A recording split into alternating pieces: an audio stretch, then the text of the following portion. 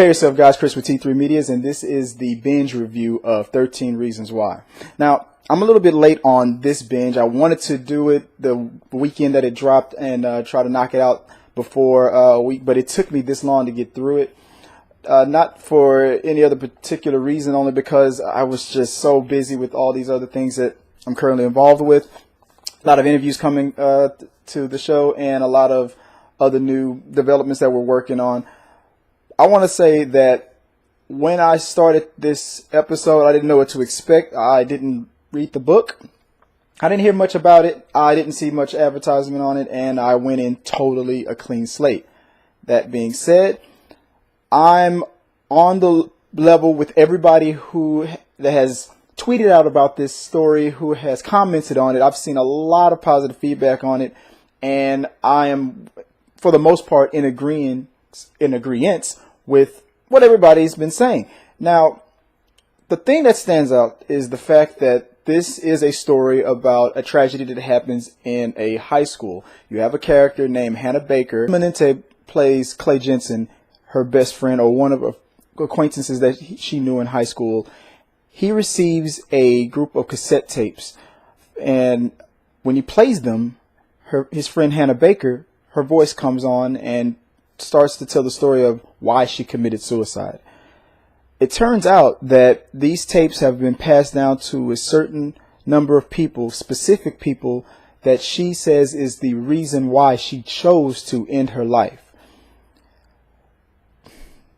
Clay goes through a emotional roller coaster because throughout every explanation of why a certain friend or person who thought to be a friend of Hannah's treated her a certain way or betrayed her, so to speak, or just totally violated her one way, shape, form, or another, Clay tries to figure out why he was given these tapes, why he's listed, and he struggles with whether or not he should even continue to listen forward or pass it on to the next person because of how he feels or felt about Hannah Baker when she was alive and how hurt he was when she took her own life.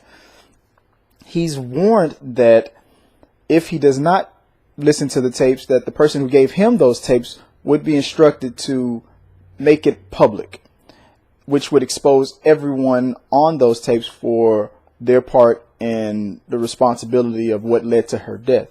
Now, there's a whole backstory going on while Clay is listening to these tapes.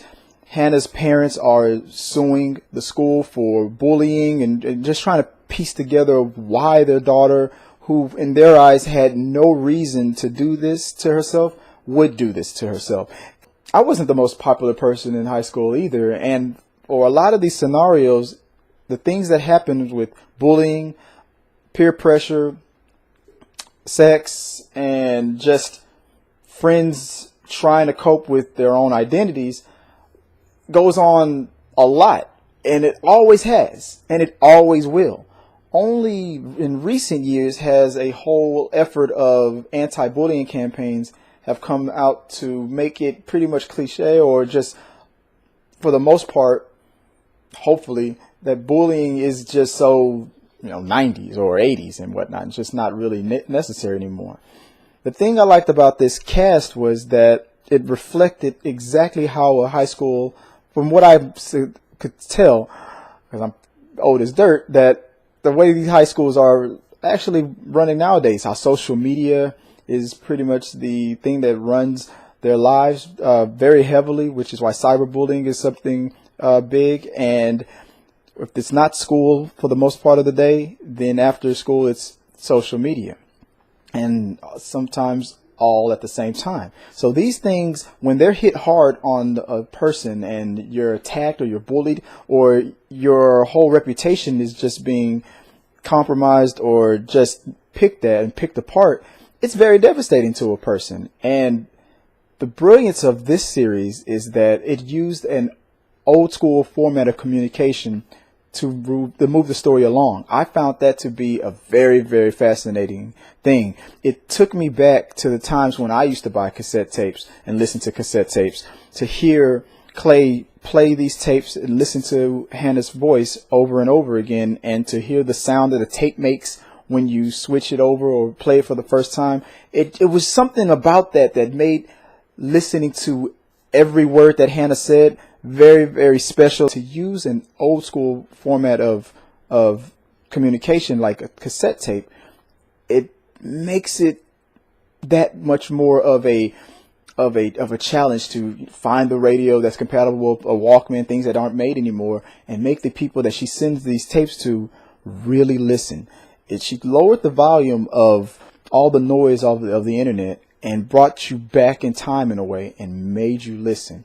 Now, everything that she does when she tells the stories of each person that she holds accountable for putting her in the mindset to take her own life, the flashbacks, the in and out of the daydreaming, the sequences and whatnot, was very well done, and it made this series haunting, and it just took you on this journey with Clay overall, and just sucked you in as he was being sucked into this world. That even if it was a situation that was mentally hurting him or scarring him, and just you felt the pain. I feel like Dylan did a very good job on delivering Clay's pain, and overall I give the series a 5 out of 5. I'm going to say this was a very needed series for the young adults who are watching Netflix like crazy. No one in this series is innocent, and that's another thing I like about this series, that it shows that even the good people,